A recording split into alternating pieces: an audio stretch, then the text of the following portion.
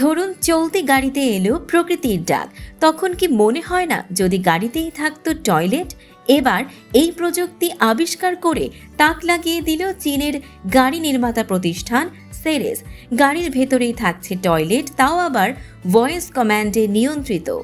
দীর্ঘ ভ্রমণ বা ক্যাম্পিংয়ের ঝামেলা কমাতে তারা এনেছে গাড়ির সিটের নিচে লুকানো টয়লেট, যা প্রয়োজন হলে শুধু একটি বাটন চাপলেই বা ভয়েস কমান্ড দিলেই বের হয়ে আসবে।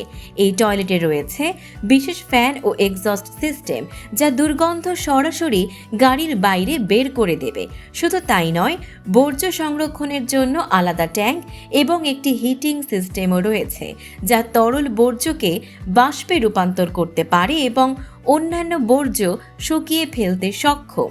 তবে এখনো পর্যন্ত এই ফিচার সহ কোনো গাড়ি বাজারে আনার ঘোষণা দেয়নি সেরেস, ফলে এটি বাস্তবে কবে দেখা যাবে তা এখনো অনিশ্চিত। এর মধ্যে চীনের ইলেকট্রিক গাড়ির বাজারে প্রতিযোগিতা তুঙ্গে। ক্রেতাদের আকর্ষণ করতে গাড়িতে যুক্ত হচ্ছে ম্যাসাজ সিট, কারাওকে সিস্টেম, এমনকি ফ্রিজও। বিশেষজ্ঞরা বলছেন এই প্রতিযোগিতার বাজারেই এমন নতুন নতুন ফিচার সামনে আসছে।